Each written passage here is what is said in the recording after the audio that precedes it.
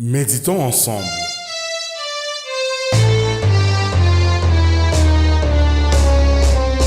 Bonjour et bienvenue dans Méditons ensemble.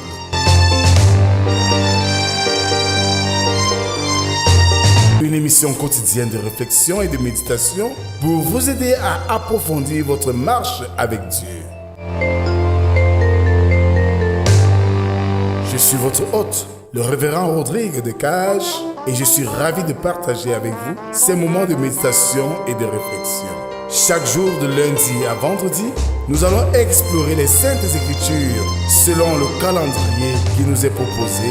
Je vous invite à vous joindre à nous dans cette aventure spirituelle. Prenez quelques instants chaque jour pour vous connecter avec Dieu et vous laisser transformer par sa parole. Que Dieu vous bénisse et vous guide sur votre chemin.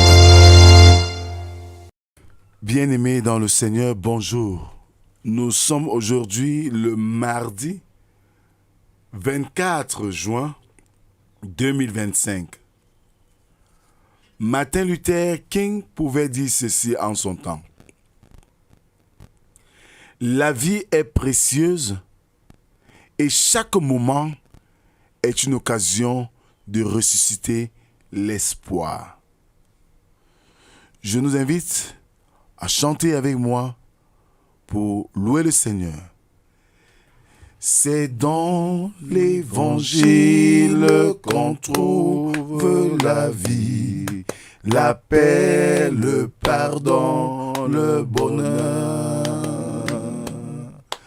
Ouvrons notre cœur à sa grâce infinie. Donnons tant de bien aux pécheurs auprès du Seigneur. Auprès du Seigneur, avec lui sur la route, marchons de tout cœur en chantant. Il sauve, il guérit, puis enlève le doute.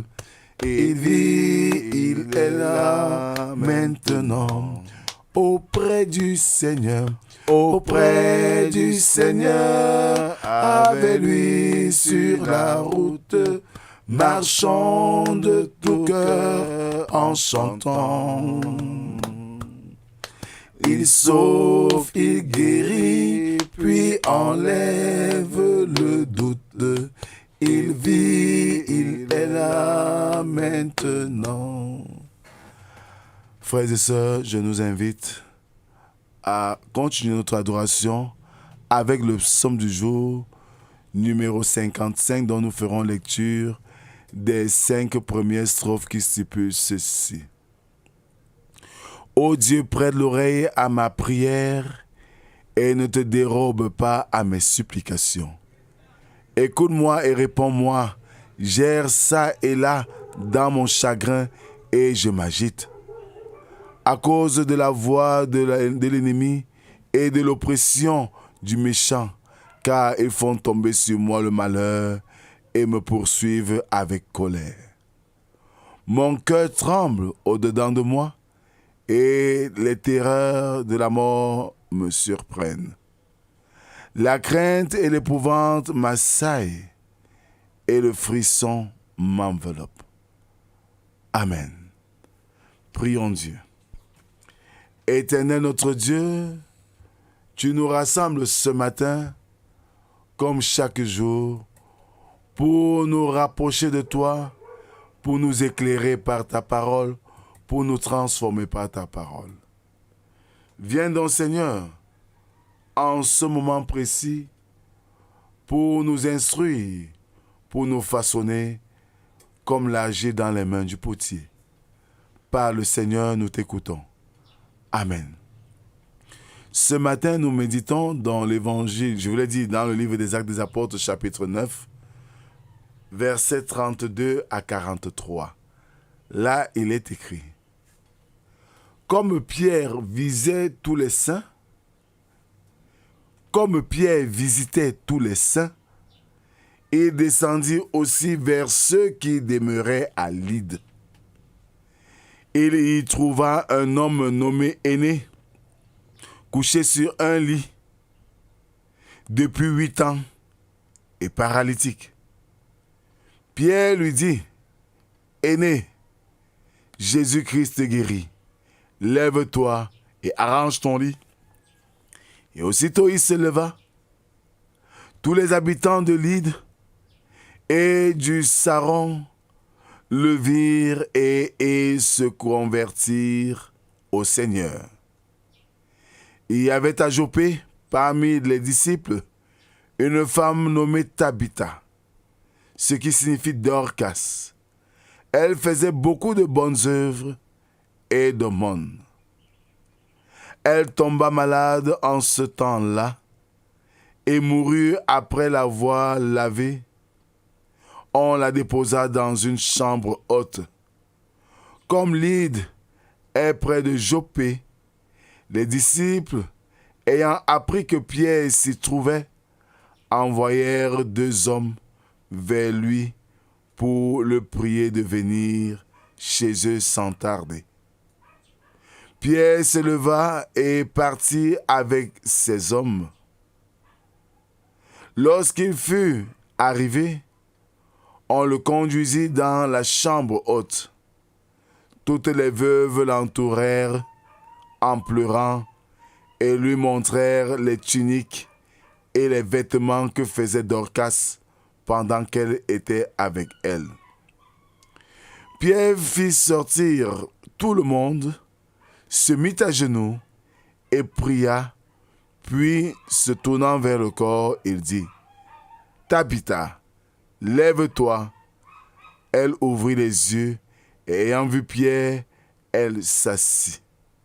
Il lui donna la main et la fit lever. Il appela ensuite les saints et les veuves et la leur présenta vivante. Cela fut connu de tout Joppé et beaucoup crurent au Seigneur. Pierre demeura quelque temps à Joppé chez un corroyeur nommé Simon. Alors, bien-aimés dans le Seigneur, nous avons là la description de 2 miracles faits par les apôtres. Nous retenons que les chrétiens sont des saints ou ils sont un peuple saint. Non seulement les chrétiens éminents comme Pierre et Paul, mais aussi tous ceux qui professent sincèrement leur foi en Christ. Christ a choisi des malades dont les maladies étaient incurables par le cours de la nature, pour montrer combien était désespéré le cas de l'espèce humaine qui a chuté. Lorsque nous étions totalement sans force, comme ce pauvre homme, il a envoyé sa parole pour nous guérir. Pierre ne prétend pas guérir par son propre pouvoir, mais il invite Aîné à regarder vers Christ pour obtenir de l'aide. Que personne ne dise que parce que c'est Christ qui, par le pouvoir de sa grâce, opère toutes les œuvres en nous. Alors, nous n'avons pas de travail, aucun devoir à remplir, bien que Christ soit celui qui fait tout en toi. Tu dois te lever et utiliser le pouvoir qu'il te donne. Que le Seigneur, par sa parole ce matin, t'éclaire et t'investit de ce pouvoir pour le champ de mission. Amen. Seigneur notre Dieu, nous te disons merci pour ce moment d'écoute et de partage. Ta parole qui retentit dans nos cœurs ce matin nous invite à reconnaître ta Seigneurie, mais aussi le pouvoir dont tu nous investis à rendre vivace et vérifiable et concret ton amour dans nos vies et ta puissance se manifeste. Seigneur, en cette période de vacances, accompagne les enfants dans leurs différents voyages, veille sur les parents pour voir à leurs besoins pour qu'ils prennent soin de ces enfants de près ou de loin. Donne à notre nation de compter sur toi afin que dans le désespoir où elle se plonge, que ton miracle nous donne de nous relever. Seigneur, nous te présentons cette journée avec tout ce que nous aurons à faire. Viens, sois avec nous, guide-nous. C'est au nom de Jésus-Christ, ton Fils, que nous t'avons ainsi prié, lui qui nous a appris à te dire, Notre Père qui es aux cieux, que ton nom soit sanctifié, que ton règne vienne, que ta volonté soit faite sur la terre comme au ciel. Donne-nous aujourd'hui notre pain de ce jour. Pardonne nos offenses, comme nous pardonnons aussi à ceux qui nous ont offensés. Ne nous soumets pas en tentation, mais délivre-nous du mal.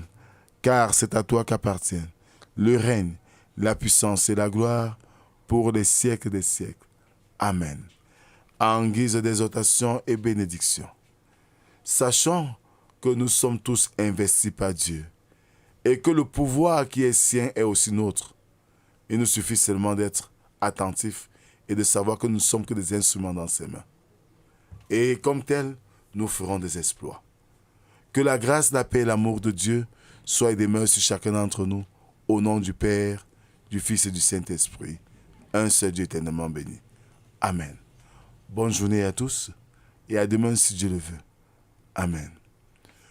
Où est la force du diable? Là où Jésus règne. Où est la force du diable? Il n'y en a plus, il n'y en a plus. Où est la force du diable? Là où Jésus règne. Où est la force du diable? Il n'y en a plus, il n'y en a. Il n'y en a plus même dans nos vies. Il n'y en a plus, il n'y en a plus. Il n'y en a plus dans nos foyers. Il n'y en a plus, il n'y en a. Les enfants de Dieu sont sauvés. Alléluia, alléluia. Où est la force du diable? Là où Jésus règne. Où est la force du diable? Il n'y en a plus, il n'y en a.